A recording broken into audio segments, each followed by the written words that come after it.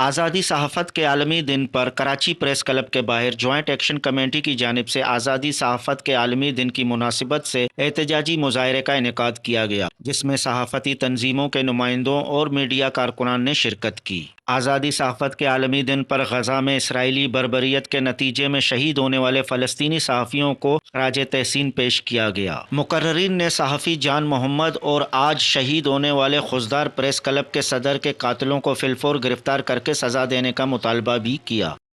3 تاریخ مئی کی اور دنیا بھر میں آزادی صحافت کے حوالے سے دن منایا جاتا ہے۔ اسی کے حوالے سے ہم نے کراچی پریس کلب میں آج ایک سیمینار رکھا تھا اور اب آپ کے سامنے ایک مظاہرہ بھی کیا گیا۔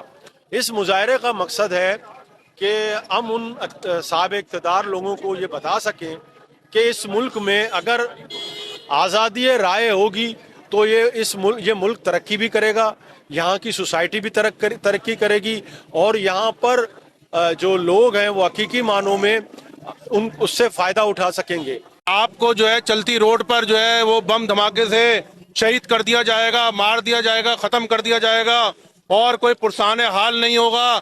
ہم ایک طرف بات کر رہے ہیں فلسطین کی، جہاں پہ اسرائیلی جارحیت ہے، جہاں 100 سے زیادہ میڈیا ورکرز کو جو ہے وہ شہید کر دیا گیا ہے، تو وہاں پاکستان میں بھی دن دہاڑے جو ہے ہمارا کراچی پریس کلب کا صدر ایک سینئر صحافی، اس کو جو ہے بم دھماکے سے شہید کیا جا رہا ہے۔ یہاں پہ تو جان لینے کی باتیں ہو رہی ہیں، وہاں پہ ہمارے میڈیا مالکان اور حکومت کی ملی بھگت سے آپ دیکھیں کہ صحافیوں کا معاشی قتل عام بھی کیا جا رہا ہے۔ علی خضدار پریس کلب کے صدر اور ہمارے اور مزید 2 ساتھی وہاں شہید کر دیے گئے ہیں بم بلاسٹ میں۔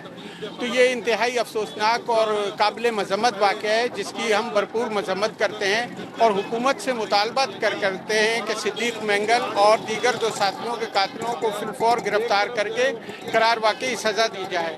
مظاہرین نے صحافیوں کو ہراساں کرنے، بیجا مقدمات اور انہیں کام سے روکنے کی شدید مذمت کی، جبکہ میڈیا اداروں میں جبری برطرفیوں، واجبات اور تنخواہوں کی بروقت ادائیگی کا بھی مطالبہ کیا۔